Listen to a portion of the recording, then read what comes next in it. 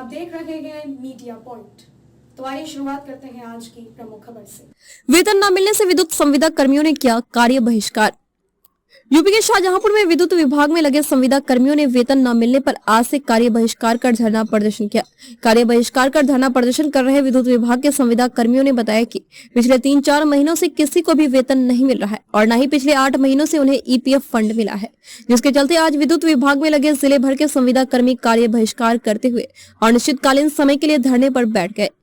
धरना दे रहे विद्युत संविदा कर्मियों ने विभाग से मांग की है कि सभी कार्यरत संविदा कर्मियों का बकाया ईपीएफ दिया जाए। साथ ही शाहजहांपुर के सभी डिवीजनों पर कार्यरत संविदा कर्मियों का बकाया भुगतान जल्द से जल्द किया जाए।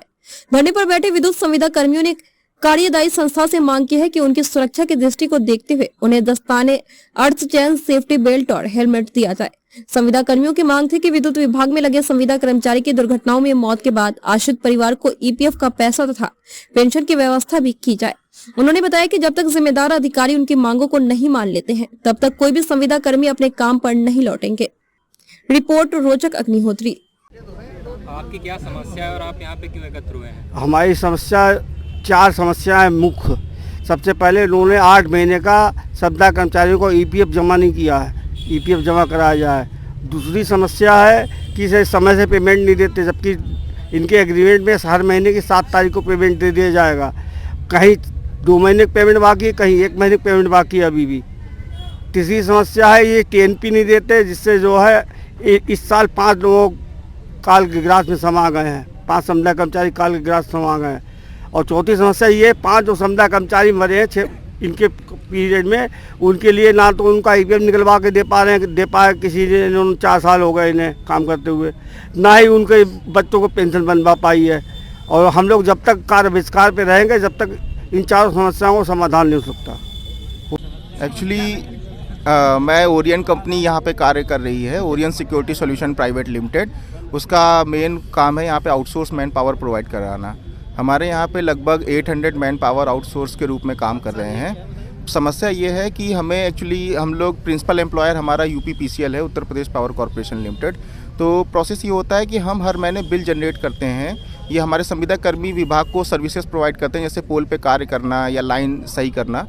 तो हमें जब हम बिल देते हैं तो विभाग से हमें पेमेंट मिलता है। पिछले 3-4 माह से हमें पेमेंट लेट मिल रहा है, जो कि एक नई प्रक्रिया आ चुकी है पिछले 1 साल से। सीपीसी यहाँ से सीपीसी भेज दिया जाता है, सीपीसी से हमें पेमेंट लेट मिलता है, जिस कारणवश कुछ समस्याएं जैसे वेतन लेट हो जाता है, ईपीएफ लेट हो जाता है। तो ये आपके अध्यक्ष जी हैं, इनसे मैंने कहा था कि मुझे 31 जनवरी तक का समय दिया जाए। जो छूटा हुआ पेमेंट है और ईपीएफ है 6 माह का, जैसा ये बता रहे हैं, हम 31 जनवरी तक ये इसका समाधान करा देंगे।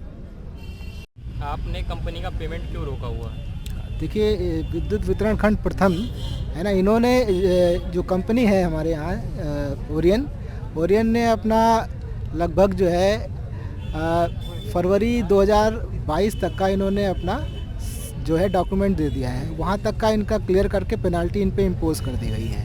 लगभग 75 लाख की इनकी पेनाल्टी बनी है, वो काट के इनको इम्पोज कर दी गई है इनके ऊपर पेनाल्टी। बाकी का इन्होंने पेपर नहीं दिया है। करंट मंथ का इनका रिटेंशन करते हुए इनका बिल पास कर दिया जाता है। अक्टूबर माह का इनका पेमेंट कर भी दिया गया है। अक्टूबर माह का अगर इनका पेमेंट हो गया तो कंपनी की जिम्मेदारी है कि वो नवंबर माह का पेमेंट करे और फिर बिल रेज करे। लेकिन इन्होंने नवंबर माह का भी भुगतान नहीं किया है, ना ही इन्होंने दिसंबर का भुगतान किया है ना। इस वजह से इनका जो है नवंबर और दिसंबर का इनका पेमेंट रोका गया है।